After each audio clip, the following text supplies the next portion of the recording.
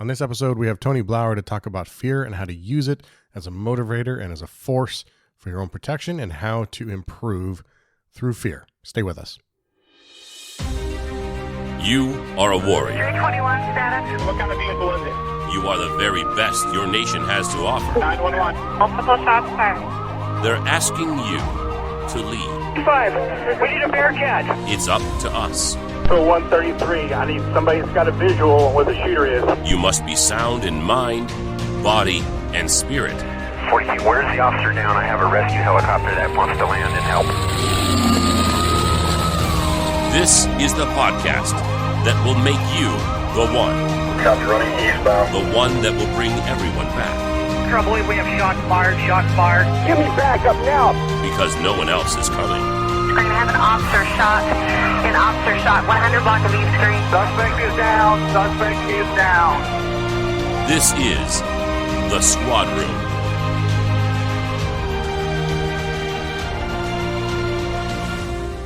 Hello, everyone, and welcome to the Squad Room Podcast, where we learn how to serve, strive, and succeed in our challenging career. My name is Garrett Tesla, I'm an active duty sergeant for a sheriff's office in Southern California, and I am on a mission to build a world where first responders wake up inspired, feel confident at work, and go home safe knowing they've spent their time in a worthy cause. We have a great episode today, but before we get to our guest, I want to remind you that you can support the show and rock some cool gear by visiting our apparel line at aworthycauselife.com. Please check it out at aworthycauselife.com or on Instagram at aworthycauselife or on Facebook. A couple other ways to stay connected with the podcast and to make sure that you're getting as much value out of these episodes as possible. First is to join our Facebook page and like that, and then join our Facebook group of active and aspiring law enforcement professionals. Just search the Squad Room group on Facebook to join, and of course, follow me on Instagram at the Squad Room. All right, my guest today is Tony Blauer. Tony is the founder of Blauer Tactical and the S.P.E.A.R system of self-defense. A world-renowned self-defense expert and law enforcement trainer, Tony has studied fear and how our bodies use fear to keep us safe. In this episode, Tony and I cover a wide variety and a wide range of topics, including how to be the best version of yourself and why you need self-awareness to do that, how to make good decisions and how to manage fear, how fear can become fuel for growth, and how we often outsource our own safety in ways that aren't so obvious. It's a really great episode with Tony, and follow him at Tony Blauer, Blauer. And you can learn more at blauerspear.com or knowfearnow.com. That's KNOW, fearnow.com.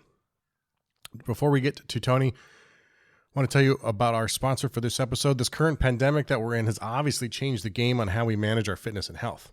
With gyms across the world shutting their doors and just now barely starting to reopen, and good fresh produce in short supply, we really need to take ownership of our routines when it comes to our fitness. A lot of you have been left scrambling to replace your gym routine with something you can do at home. Others of you might have a gym that's finally opened again, but you're looking for something more structured that you can get yourself set up for success. This episode is sponsored by Hard to Kill Fitness, and I think they have a solution to the problem that is often staring us at the whiteboard or in our notebooks when we're sitting on the bench wondering what to do. Hard to Kill is run by a team of military veterans and active duty police officers who offer simple yet highly effective and proven functional training workouts that you can do at home or in the gym. Their routines focus on basic equipment and fundamental movements so that you don't have to learn how to do Olympic lifts or complex movements to participate. Hard to Kill Fitness develops workouts specifically for the demands of military and first responder communities, and their goal is to prepare you physically and mentally for the challenges we all face in the streets. Each workout comes as a PDF and includes detailed descriptions of the movements in each workout, tips on the mindset it requires, and a progressive path that builds on the previous work you've put in. You also get access to the private Facebook group, and you can interact with the coaches there by email or by Instagram. Check them out at hardtokillfitness.co or on Instagram at hardtokill_fitness. All right, now here we are with Tony Blauer. Tony Blauer, welcome back to the Squad Room. Nice to have you back, man. Thank you for being here. I am excited to be back on here and share with you guys and your audience anything I can, to help. It's an interesting time. It's an interesting time for the entire world. It is, absolutely. And a lot's happened. Your last episode 57, that was back in March of 2017. You're so you're like an OG member of the squadron family there, and that was a long time ago now. A lot has changed for a lot of people, especially in the last since the beginning of the year. We'll just round it out to 2020 and just say that this has been a year of a lot of change for a lot of people. And I wanted to have you specifically back on to talk about fear and your concept of no fear, and not the NO fear of the t-shirts, but the no, like knowledge fear, KNOW, no fear. And I just want to have a discussion about fear. And I thought, well, there's no better guy to have on, right? So a lot's happened, and I wanted to get your take on it. You interact with law enforcement officers all around the world, tier 1 operators, professional athletes, high-end functioning individuals. What are you seeing right now in the world? What are people coming to you with their fears? Well, it's interesting. Let me sidestep that for a second to say that most people actually, even these high functioning tier 1 type A's, they don't like to use the word fear. And I made a joke recently in a post that, like, fear needs a makeover, and fear needs a new management team, because people are afraid to use the word fear. Okay. And it's when you think about it, I mean, tell this story. I probably told this in the first podcast, but I'll share it right now. Maybe I'm sure you got a bunch of new listeners, and it's a worthwhile story because it sets up kind of the framework for how I go about discussing the psychology of fear, not the physiology or biology.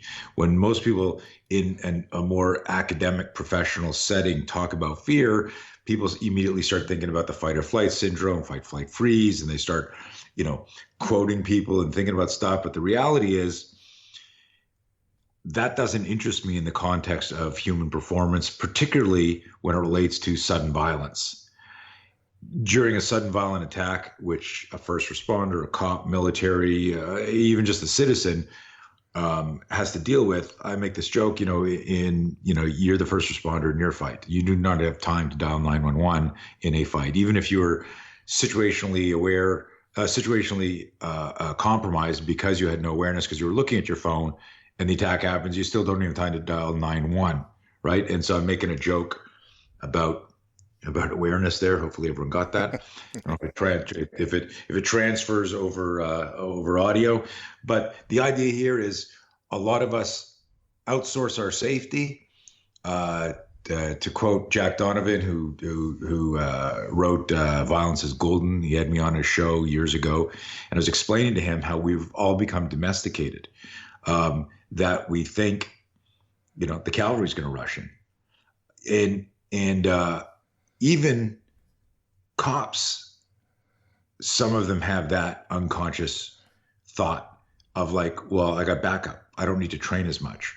No, I go to the range once a year and I requalify. You realize, like, I was on a talk a day or two ago, and I said, the average cop today has been in 0 real street fights before they became a cop. Right? That makes sense to you? Oh, yeah, absolutely, yeah. And the guy that they're going to try to handcuff, who's going to fight, has been fighting in the street since he or she is 7 years old or 5 years old or 6 years old. Yep. And so you grab this 16-year-old juvenile or a 21-year-old or 20, and they've already had like 500 street fights, and they have zero respect for damaging another person, right? And it's not so much, and the mistake we make, and I'm off down some crazy rabbit hole, so pull me out at some point. The mistake that I see, I turned 60 on May 2nd, just last week. And I've been studying violence, fear, and aggression for 40 years. And I have been, as you said in the intro, I've done stuff. I do stuff with tier 1 units, organizations, government agencies, law enforcement, health services, all these. And the biggest mistake that I see everyone's still making, and I've been saying this since the 80s, man, is there's too much emphasis placed on technical proficiency. And I always caution people, don't confuse technical with tactical. Don't confuse technical with tactical. While you're trying to figure out where your fingers should go on the gun and what your breathing ritual should be and where your elbow should be, and are you doing isosceles, weaver, point, instinct shooting, car, the bad guy's already changing his magazine. And we know statistically that bad guys are more accurate in gunfights than good guys, right? Yep.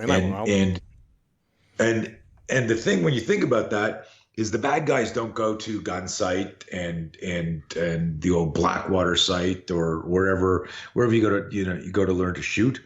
They're shooting because they're asocial predators and they're just pointing their gun at the bad guy.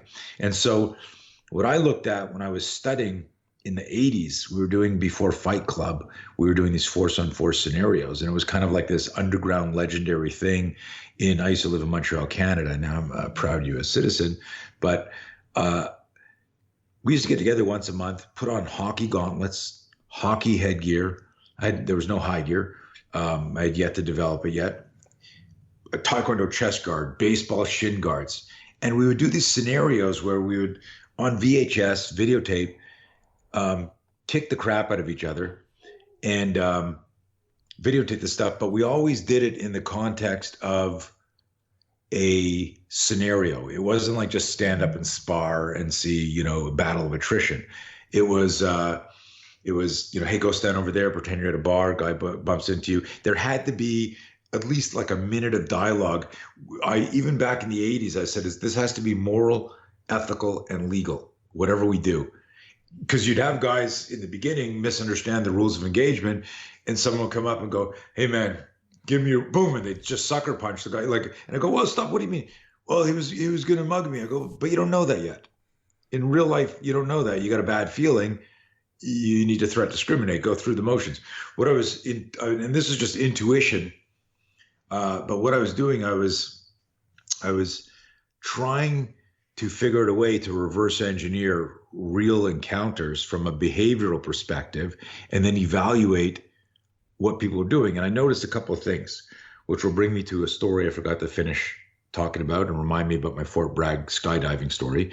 And but I did this for 13 years, from 1980 until 1993, when I closed my school and began just doing seminars abroad and working almost exclusively with law enforcement and then military. But I noticed this for decades. Two things. One is, if people were really doing the scenario properly,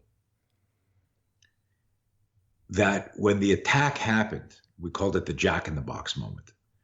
When the attack happened, everybody flinched, no matter what their background was. And we would have street fighter, we'd have a taekwondo guy, a judo player. There was no official MMA, but people who just blended stuff. I blended stuff in the 80s. We didn't call it mixed martial art. I was a wrestler. I did taekwondo and I loved boxing, and I was into Wing Chun. All my students learned all that blend of it, and we would flow through ranges. In fact, 1986. So the UFC hit in 1993. In 1986, I released a video where we talked about the 7 ranges of my system. But if you looked at that, we would talk about a verbal range. We would talk about the psychological range. Do you understand how to control your emotions? All of this stuff. I mean, this is how deep brain-based we were back then. But I noticed this. If somebody, like in an acting class, like you're actually doing a scenario, you're trying to be a good bad guy, you're trying to be a good guy. Everybody flinched. And then after weathering the ambush, they would then default to the system they had practiced the most. For example, if I was a boxer at heart, I want to use my hands, but the scenario might have been, go stand over there and you're waiting for a bus stop. 2 guys come up to you and they're going to just harass you because they don't recognize you. That's all I would tell people. And I would tell the role players, you're the designated hitter. I would, in another room or off to the side, I would say, okay, Joe, you're going to shove him and go, dude, what are you doing around here? You don't look like you're from around here. What's the matter? What did you say? And Bob, you're going to do a telegraphic sucker punch. Like, we would never blindside people. We wanted to give them always the pre-contact cues, but we would try to always suck them into a dialogue so that they weren't standing there jumping up and down in their stance. So, right? So the boxer's just standing there. When that sucker punch would come, there'd be a micro flinch where his hands would come up to cover his head, and that would turn into a clinch, into a bob and weave, and then the guy would start trying to hit the guy with body shots or uppercuts or whatever. The Taekwondo guy would flinch the same way, but push away to try and create space to throw a round kick or a side kick, right? The wrestler would flinch, and he would continue going low, try and body lock the guy and get on his ground, get him to the ground. And so everybody, and this is such a magic moment because it gave birth to the S.P.E.A.R system, spontaneous protection enabling accelerated response, right? How do we weaponize the startle flinch? How do we look at all humans, regardless of gender, regardless of experience, as human weapons? And what do they bring to survivability? And I looked at it, I said, wow, if this is uniform across the human species, which it is, then that means that anybody, regardless of gender, size, or background experience, can be made safer by looking at how behavior trumps theory, and how genetic wiring, aka the startle flinch response, hijacks complex motor skill, executive function during a high stress moment. Now, if that makes sense, if you're tracking that, everybody, what that means, if a stimulus is introduced too quickly, your theoretical system, where if I said to you, what would you do at an ATM? What would you do if a guy grabbed your gun? What would you do if two guys triangulated on you here? Your brain, when you're not in that violent encounter, goes, well, I would step here, I'd go to 2 o'clock, I would blade, I would do that. But then when we watch CCTV, body cam, helmet cam, dashboard video, you don't see people executing on all the theoretical stuff that they were taught in their academies. Right. In fact, you know this, I'm sure.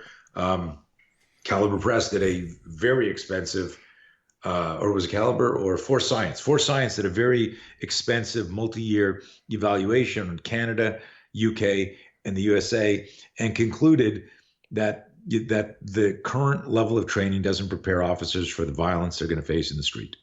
It was a multi-part article, 2 or 3 part. Well, like, I've been saying that for free since 1985, right?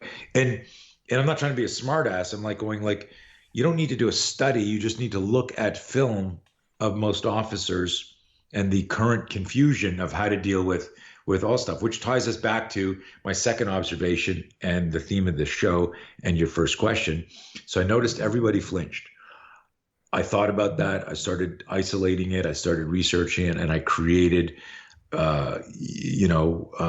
what's considered to be the first behaviorally based personal defense program in the world. And that, because it's personal defense, doesn't mean it's not defensive tactics or combatives, because inside of every combatives program is a person, right? And inside every DT program is a person. And why this stuff only works sometimes during real violence is because of this second observation that I discovered. Again, this is the serendipity of these scenarios. Everybody who managed their fear managed to fight. That was my second observation. I'll say that again. Everyone who managed their fear managed to fight. And what that means is I had people in here signing up, male and female. Some heard about it and then they came in and they were like, I want to do that. And some heard about it and they came in with something to prove, a chip on their shoulder. They wanted to test themselves. And we would really be hitting each other, right? We were dressed in makeshift, like Frankenstein gear. That also, gave birth to high gear, because this got so popular that it was like I was sitting there one day going, like, we need to have our own gear. This is like putting this like duct tape gear on isn't sustainable. But going back to the fear thing, which is actually the most important discovery I made in the 80s, was that there'd be like a guy who you could tell he's got a couple of broken noses, and he's like, fancies himself a street fighter, works at a bar, he's a doorman, I've been in a bunch of fights, no.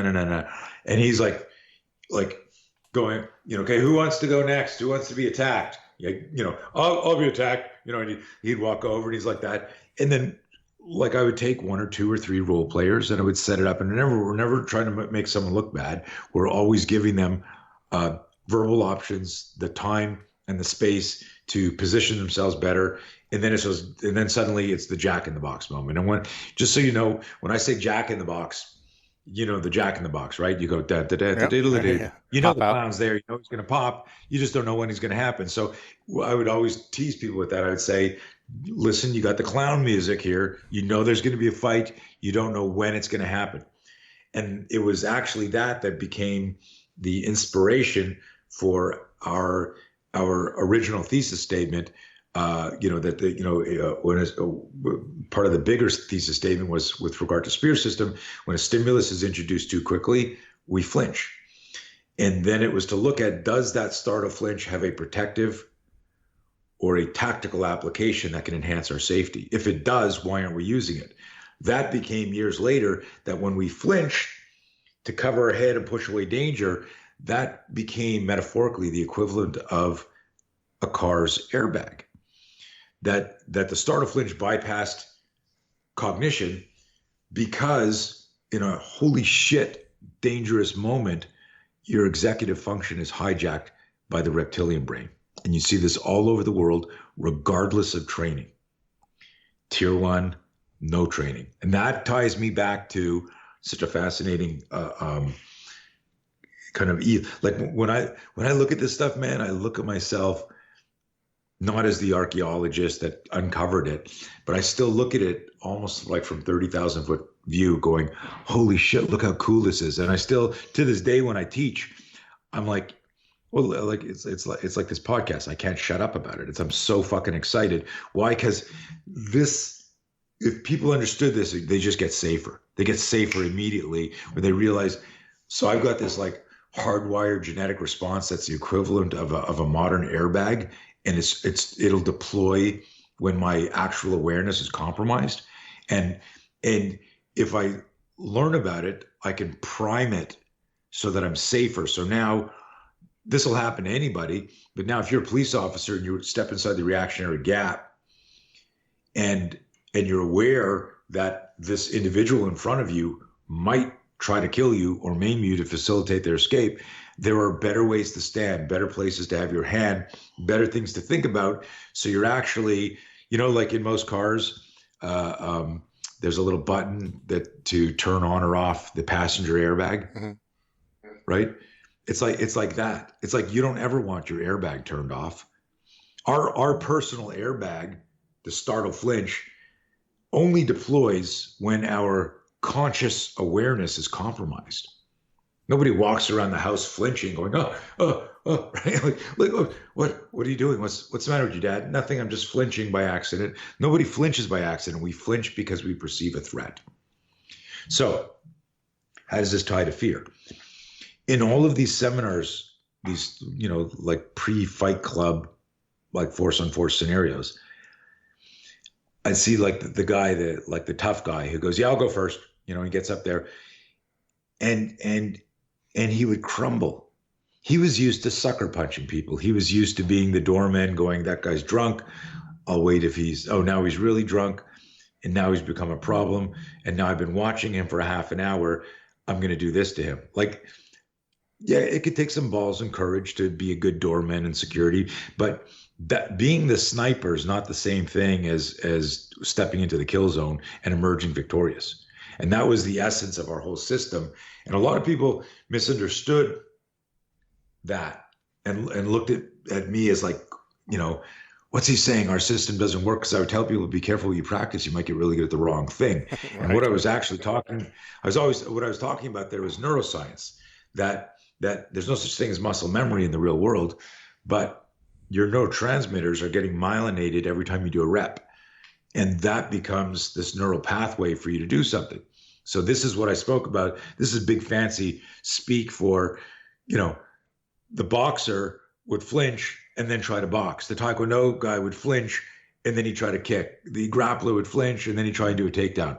Everyone had created a neural preference, you know, that we mistakenly call muscle memory. But the biggest and most important observation was this.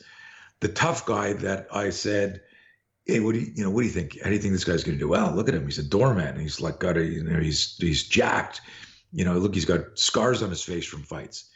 Well, some of those guys did really well, but a lot of them kind of like folded under the pressure, flinched like everyone else, but then continued to turn their back while they were swarmed, got knocked to the ground. And we would simulate, you'd get the shit kicked out of you for a few seconds, and then we would jump in and stop the fight.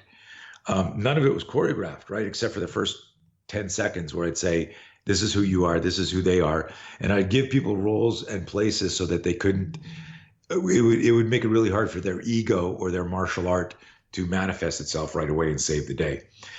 The biggest thing here, I know this is a long story, but it's an important story, is there'd be some little guy or some female that fought like a Tasmanian devil that you'd think, and all of a sudden she's like jumping at someone and clawing at their masks and pulling their headgear and literally seeing the role players flinching for real, like get her off me, and I said, what is that? And it took me a couple of years to put this together. This turned into my cerebral self-defense mental edge program that evolved into and included the cycle of behavior, which is our whole fear loop protocol. And that eventually evolved into the whole no fear program, KNOW.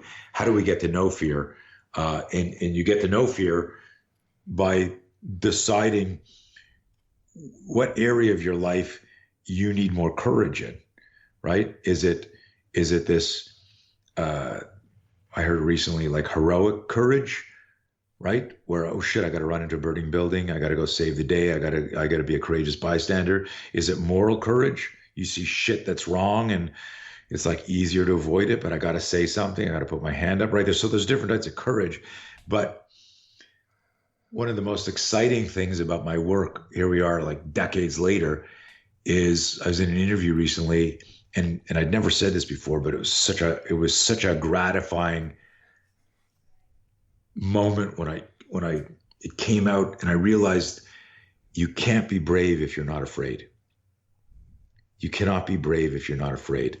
And it was so powerful. I actually said it. There's a very famous sports psychologist named Michael Gervais who invited me on his podcast called Finding Mastery.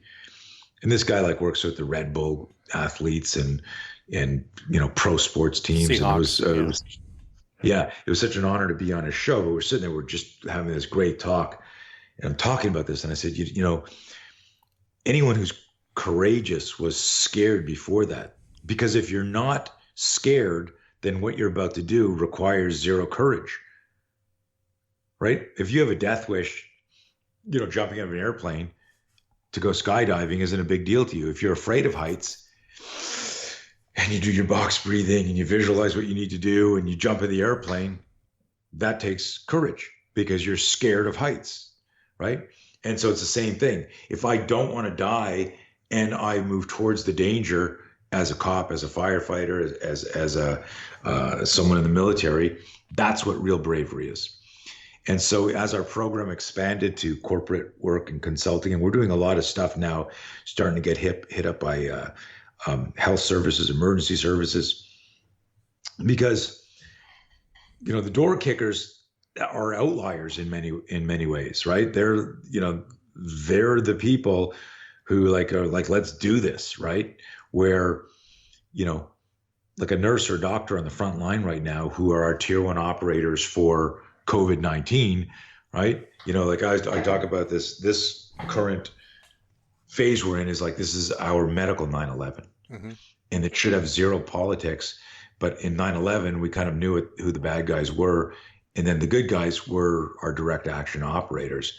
Here, while there's possibly a bunch of human bad guys, the actual danger here is a virus you can't even see, And so who are our heroes and who are the operators? It's doctors and scientists and healthcare and all of that. But anyways, but what this observation in the 80s, and it's kind of interesting, is how important our programs are now. I just had a call with a fire department, and I think it was their chief or their assistant chief had started to develop this anxiety.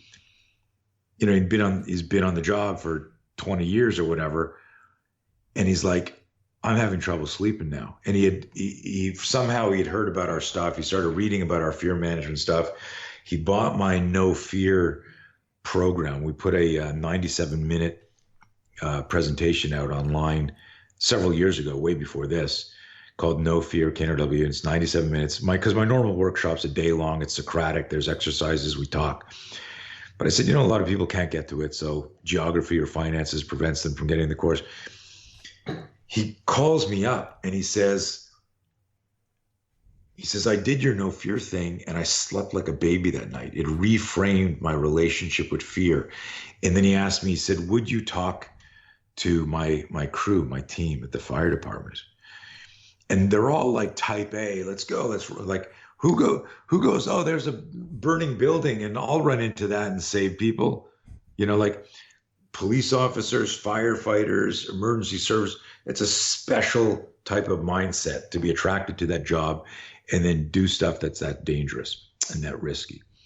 So I ended up doing a call with his group, and I want to I'm just trying to frame this in a way. They weren't afraid to do their job, but there was this malaise, this kind of like, am I getting contaminated? Am I bringing it home? Am I giving it to my kids? Am I giving it to my wife or my husband?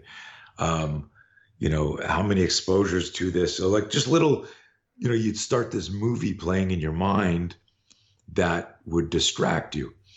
And so the two things, we're talking about like 10 different things right now, but if we jump ahead from the 80s to now, that observation I made that the people who manage their fear manage to fight, that became consistent whether we were fighting for our self-worth or identity. I'm fighting for I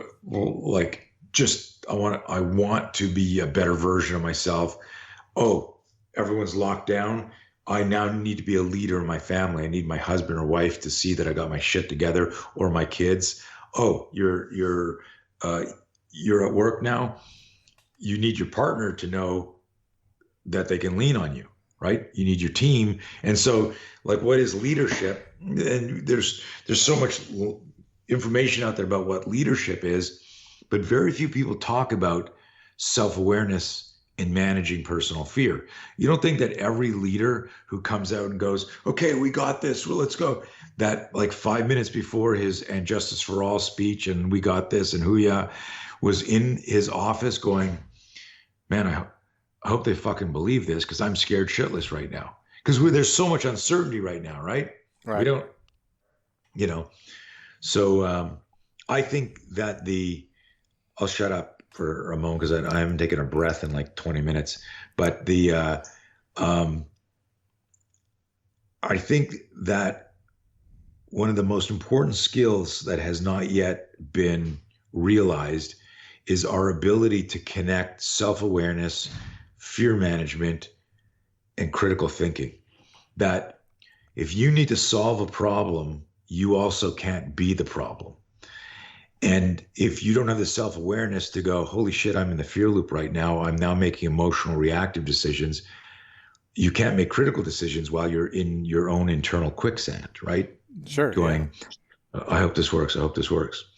And, in interviewing victims of violence over 40 years, there were two definitive connections between the people that fought and the people that didn't. And it was very simple. The people who managed their fear managed to fight. And it wasn't some cool move. It wasn't like, yeah, I knew he was trying to kill me, so I did a flying armbar. Oh, I knew that guy was trying to get my gun, so I did a spinning hook kick. Oh, yeah, that guy was trying to kill me, so I tie kicked him in the peroneal nerve. Nobody's thinking that like that. To launch the kick or to retain your weapon or to transition and get back in the fight is a moment when you go, holy shit, here we go. And now you're good with it. So we just tell people, if you need to change your relationship with fear. When you change your relationship with fear, you change what happens next. I think a lot of like the first responders especially totally get the idea of courage, the physical courage it takes, like you say, to run into a building or to confront a car of unknown subjects at 3 a.m, that sort of stuff. What I think a lot of us struggle with is that other kind of courage you mentioned, the either the moral courage or the courage to just become self-aware. Do you do any of your teachings on those areas, and how can we develop some of that courage? Because I think that's the one, like, we get trained in some of this other stuff, fear inoculation or stress inoculation. Those things are always presented to us, but I don't think anyone's ever gone to an in-service training where they talk about, here's how to dive deep into your fears about your self-awareness and your mindset. So share with us on that, if you would. Yeah, it sounds touchy-feely and foo-foo and woo-woo and all foo-foo. that, but yeah. But at the end of the day, here's the thing: is like I know some guys have been in gunfights and been in death matches and didn't die, and they're like the badass, and they've got fear about stuff. I tell this story all the time. I'm not going to mention the team and the location, but I was working with like a full-time SWAT team. We finished a block. I go, anyone got any questions about this? Great. Okay, let's take a 15-minute break. And I get up, and one of the operators comes over to me, and he goes, "Hey man, I got a question." I'm, "Yeah, sure, what?" He goes, "So that thing you were talking about before, so like this," and he starts to ask a question. I go, "Hold on a second. I just said, does anyone have any questions?" And everyone said no, and now you're asking me a question. It's like not a new question, like it's like a question, but why didn't you ask it there? And he kind of looks over his shoulders, and he's like talking in hushed tones like this. He goes, "Well, I don't like talking in front of people." This is like his team. This guy was afraid of public speaking, like most of the people. He's afraid to be in a group going, "I'm not going to make a speech about this." There are a lot of, particularly in the type A world, there's a lot of, let's call everyone an operator. Anybody that puts their life in danger is an operator. There's a lot of operators that can't, say "I love you" to their kids, or say "I'm sorry" to their wife or husband or whatever, because we're all so busy being fucking tough. Because we need that. Let's be tough. Let's focus on being stoic. Let's not let, horrific scenes of violence or being around liars most of the day. So you didn't see anything here? Nope, I didn't do it. Like it's, where you start to develop these calluses about life and relationships, but you're suppressing a part of you. So, we do in the No Fear program that I do, it's not a physical self-defense program.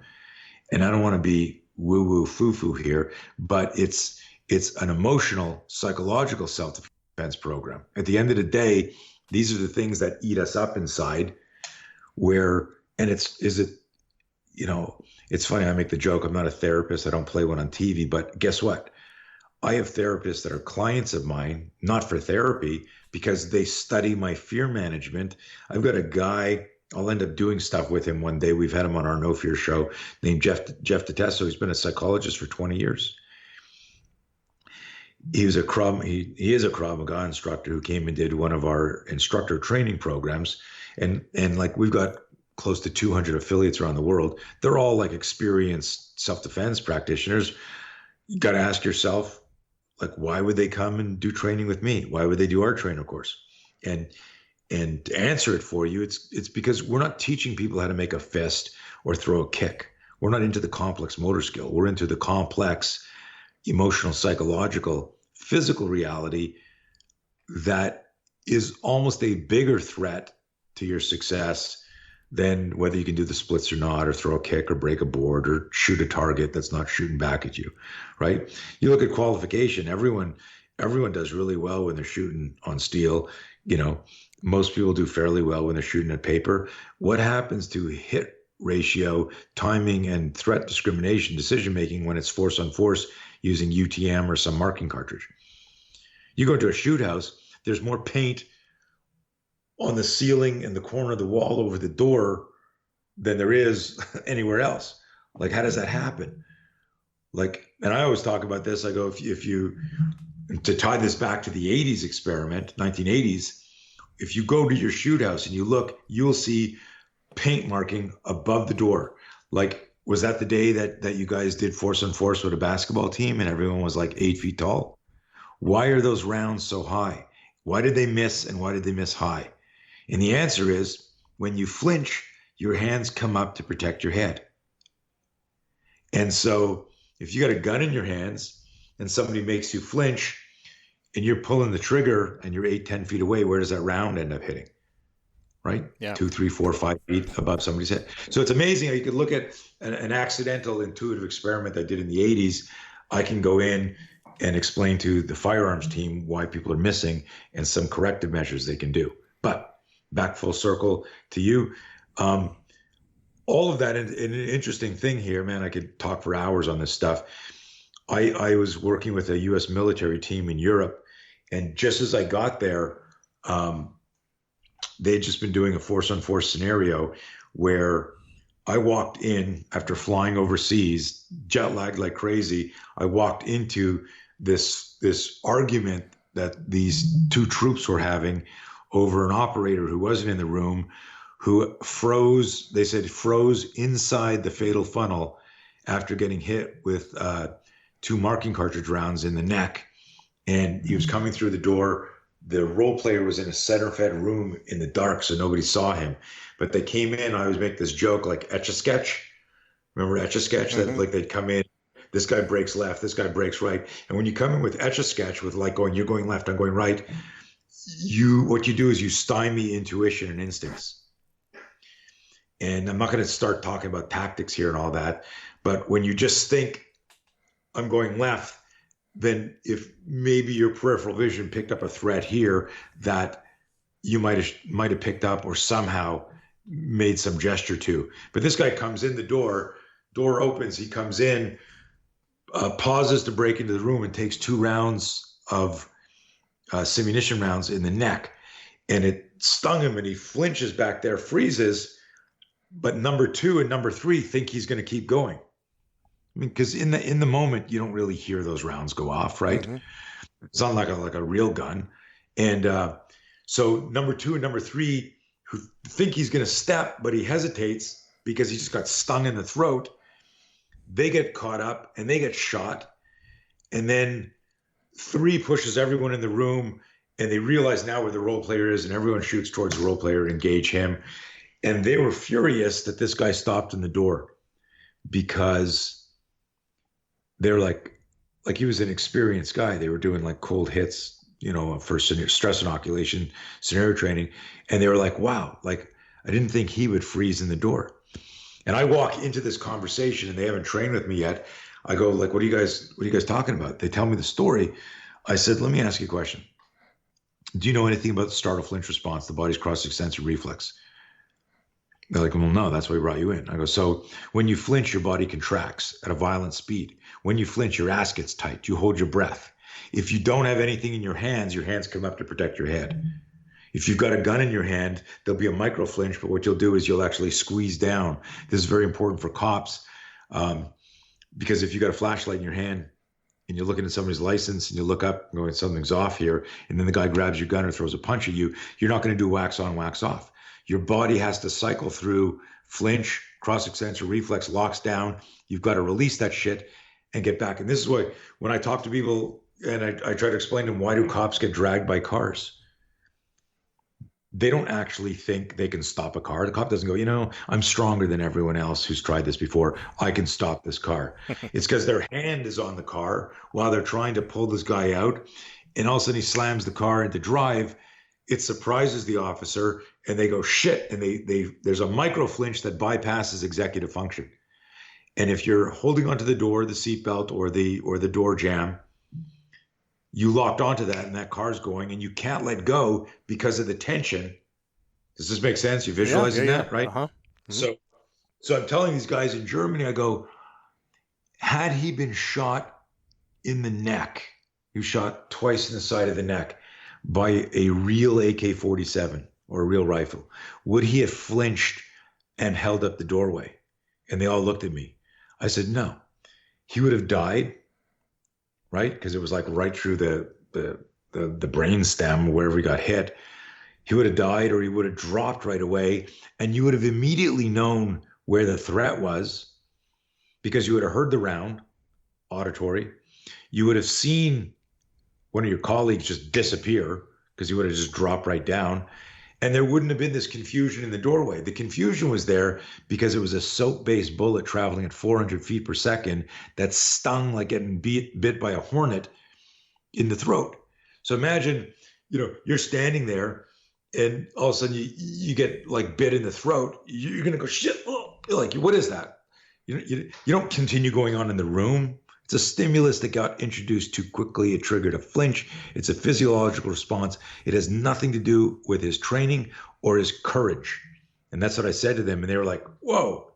And what it is, it gave people like science and psychology to consider, as opposed to, Billy Bob didn't go through the door. He stopped in the fatal funnel. Should we deploy with him now? Do we trust him?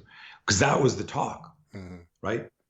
And but anyways, sorry about going down that tangent. No, it totally makes sense because and for anybody who, I would hope that, I know this isn't true, but I would hope that every cop has had the advantage of working with simunitions in some capacity, right? Because I think anytime you're doing even a live shoot house, but when they're not shooting back at you, you miss that opportunity to understand what does happen when even that little soap-based bullet comes at you, because it changes it, right? And there's different systems out there, some that give an electrical shock. I think the best is simunitions, because you see and understand what happens, because even the best of the best, I'm thinking of I had Jason Van Camp on the show. I don't know if you know who Jason is. He's the author of a book called Deliberate Discomfort. He was a major in the Special Forces. And one of the guys in his book tells a story. Special Forces, the Green Berets, they train over and over and over again.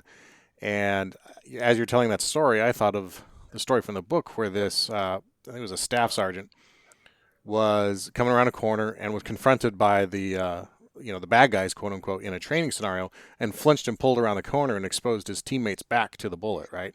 And of course, his teammate died in this training scenario as a result of his flinch. And it makes a lot of sense knowing that story now and hearing you talk about it here about why he did that.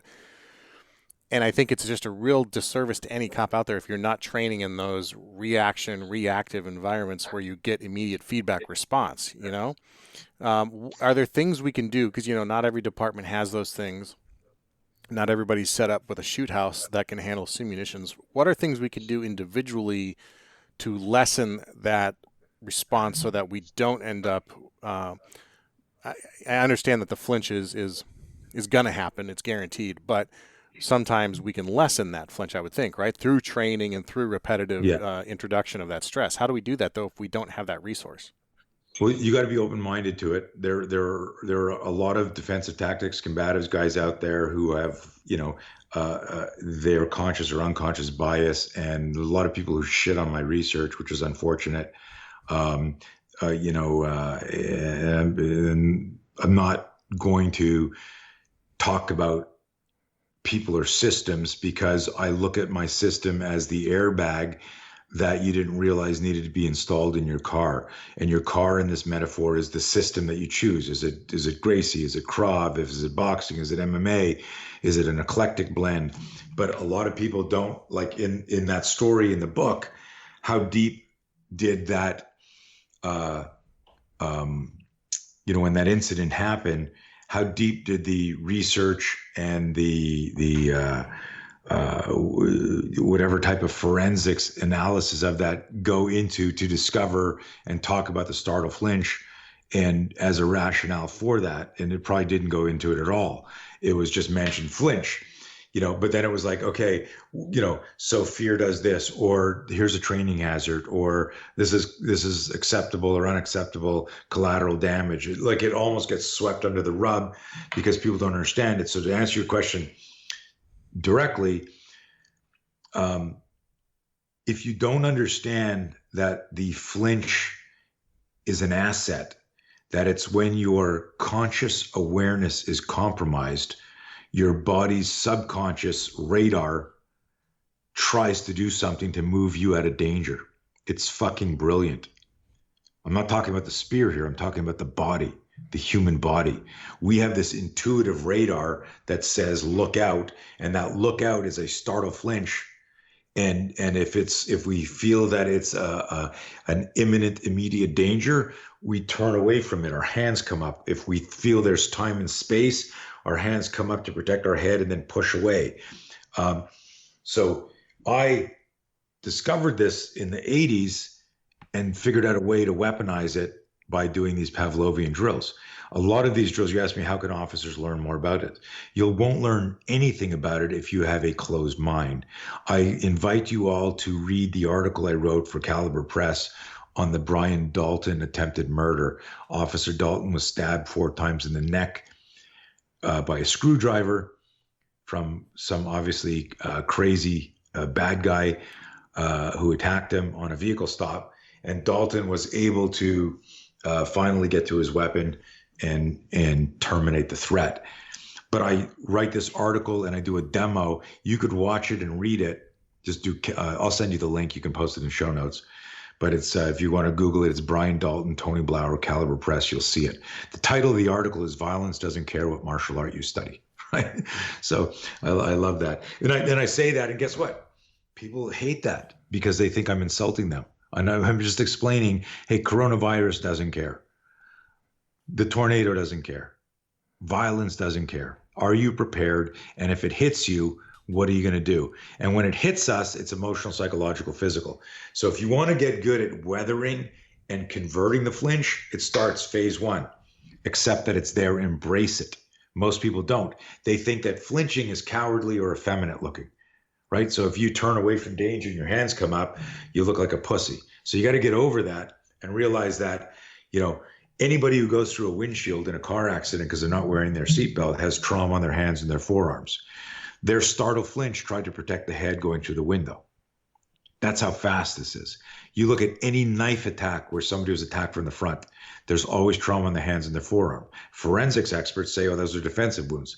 This is nitpicking and semantics, but they're not defensive wounds. They're startle flinch wounds, right? And again, this is semantics. Same thing, you see gunshot wounds, hands, forearms. The startle flinch is that accurate that it will come up and actually try to stop the bullet even though it can't see it. And I'll look at that and I'll go, how amazing is that? That it does that. And that's the good news. It's that fast and that accurate because it's a black box part of our survival system. So that's part 2. Part 1 is am I open-minded enough to explore this? Part 2 is, holy shit, this is hardwired in me, and look how accurate it is. Now, can I control this movement? Well, that's Pavlovian or classical conditioning. Those are the drills that I put together over decades. And there's only 3 or 4 fundamental drills: finger splayed outside 90, front towards enemy, how to align your body into this position. And there's a lot of free resources online. There's tons of videos of me demoing that. But if you wanted to take it to the next level, it's literally like, the expression, it's as easy as riding a bike. Sure, yeah. Learning how to ride a bike. Well, learning how to ride a bike isn't that easy until you do it, and then you get it. But riding a bike and learning how to run are completely different, although they're both forms of transportation. Learning how to run is accelerated walking, right? And so accelerated walking is like I've now progressed from crawling really quickly, and now I'm going to stand up and walk. So learning the S.P.E.A.R system, because it's all hardwired in you, and people are going to think I'm full of shit here. We use videos in our courses of police officers in our classes who took a 4-hour class at a tactical training conference, not even an instructor class, not even part of their policy or their DT program. And we've got dashboard videos of guys dropping combative suspects who went through 4 hours. Because when you see it, you go, oh my God, this is so easy. It's because your body's already done it so many times. It's hardwired in it. So to answer your question, honestly, I could say, since I'm the CEO of Blauer Tactical and the I own the IP on this and blah, I could say, well, the only way to learn it is to sign up for our lifetime membership where, sign here. I go, hey, read the Brian Dalton article and Google our stuff online and just watch some videos and start playing. If you really want to learn it, there are obviously, we've got 44 videos online that we got videos on weapon handling through the system, on gunfighting, multiple assailants, all with this core of I need to manage my fear and manage how my fear is going to move my body. So that's why we say don't confuse tactical with technical. Tactical is embracing what our body wants to do instinctively when we're in danger. And so the actual system, the highest level of system, is when we finally get our cognitive brain to respect and integrate what our reptilian brain wants to do. And so we start off in a highly volatile, violent situation. We have an expression: until you're emotionally and psychologically in control of yourself and physically dominating your threat, don't go to the complex motor skill. That's where cops get punched in the face and lose their gun. They go, you're under arrest. No, I'm not. Yes, you are. No, I'm not. Yes, you are. Then they go to, 2:00 and their hands go down and their eyes go down as secure, to go into some cuffing ritual, and boom, the guy sucker punches them or grabs them or tackles them.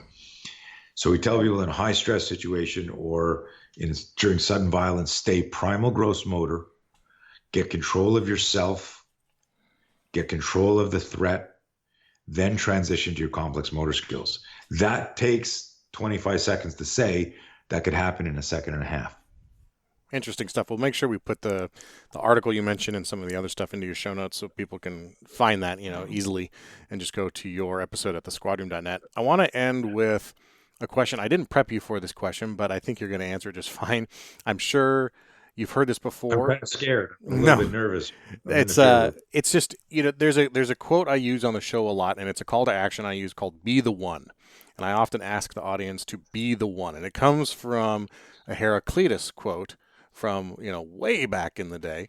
And my audience has heard it many times, but I always repeat it for the guest, and I want to get your opinion of it. But the quote is, out of every 100 men, 10 shouldn't even be there. 80 are just targets. 9 are the real fighters, and we are lucky to have them, for they make the battle. But the one is a true warrior, and he will be the one to bring the others back. And so I often implore the audience to be the one, whatever it is, in their community, in their family, in their church, at their department, on that call for service. But I want to ask you, Tony Blauer, what does it mean to you to be the one? Yeah, that's actually one of my favorite quotes, and have been reading it and thinking about it for decades now. And it serendipitously ties to what we were talking about right at the beginning and in the middle, where to self-actualize, to be the best version of yourself, you need self-awareness. To make good decisions in life, you need to be able to be a critical thinker. To make good decisions and be a leader, you need to manage fear. And so being the one is about using fear as fuel, because there's no station you get in life where you go, I have no fear anymore. I mean, that's ridiculous. And it may not be fear about the battle that you stress inoculated to. It might be fear of, because you're the one, fear of, are the 9 going to be okay? Right? Fear of, I kind of was fond of those 80. One of them was my kid, or one of them was my nephew, or one of them was my best friend's son or daughter. So to me, the be the one is always, am I willing to give up who I am today to become who I could be tomorrow? And to do that, I can't be scared. And I can't, if I don't change my relationship with fear, that's the joke I made in the beginning. Most people think of fear as cowardly or unprepared or lack of courage. And I remind everybody about my expression, you can't be brave if you're not afraid. And if you believe that, then suddenly you go, you know what? Every time I'm afraid, that's a cue and a clue to do some research on the fact that some stimulus was introduced to my life where I'm not stress inoculated for that. What is that? Is it worth researching it? Because if you do the research, right? I get a fear spike. Someone says, hey, did you know this? And I go, and they'll go, wow. Like I held my breath. Like that gave me a little fear spike there. And if I can ask why did that happen? Do I Google this? Do I consult a subject matter expert? Do I need to go swim with sharks, jump out of an airplane? What do you have to do to get over this and I'm not cavalier about this. There's some people that are the outliers, like we don't have to go jump off cliffs to manage fear. Is our fear, and I tell people practice courage. Be the one is the person that practices courage. Mm-hmm. Mm-hmm.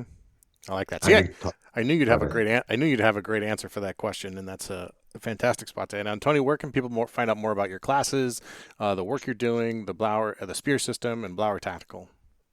Cool. So many things changed with the lockdown, and not sure when this will actually be released, but we've got a bunch of new websites. So my main website is Blauer S.P.E.A.R, Blauer S.P.E.A.R, S.P.E.A.R. And then we just launched a new one for kind of what we're all going through. It has all my virtual and digital assets where people can access me remotely. And that's on nofearnow.com, spelled KNOWFEAR, now NOW. And so we're doing a lot more coaching and virtual. And we just did 6 hours we were talking about how great the Australians were. I just did a 6-hour Skype call with an Australian agency. I mean, like 6 hours is crazy, right? Just that's a long Zoom call. Yeah, it went by so fast. We covered. Their organization is they've got S.P.E.A.R, they've got High Gear, and so this is all their trainers. And we were working on emotional use of force, which is a new concept, presumed compliance.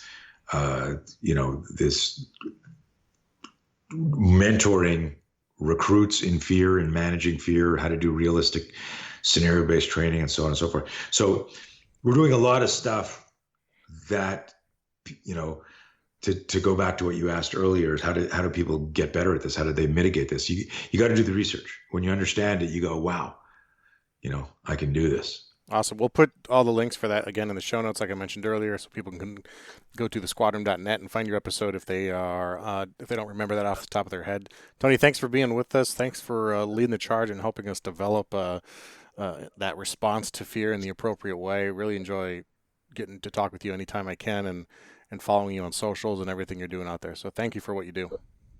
Thank you, man. Appreciate it. You too. Stay safe. All right, thanks for listening to this episode with Tony. If you like what you heard today and you want to know how you can support the show, there's a few ways you can do that. First off is to consider leaving a review on the podcast player of your choice. Please also leave a comment with your review so that we can learn more about what it is you like or dislike about the show. Second, share this episode or any other episode that you've liked with someone you love or that you care about who needs to hear something that's shared on these episodes. You can go to thesquadroom.net and share any episode from any podcast player there. Also, some great companies support the show and support this podcast, and please support them. You can go to thesquadroom.net/support, and you'll see exclusive deals from Hard to Kill Fitness, Signature Coins, On It, Ranger Up, Hardhead Veterans, and Audible.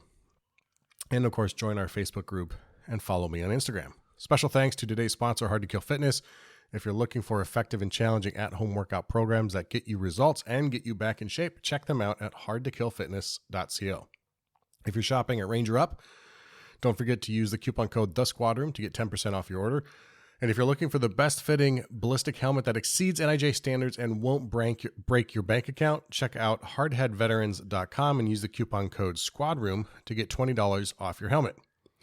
To keep up to date and on everything that's going on with the show and the stuff that's coming out, some of my special events, make sure that you get signed up for our mailing list at thesquadroom.net, and of course, keep an eye on Instagram.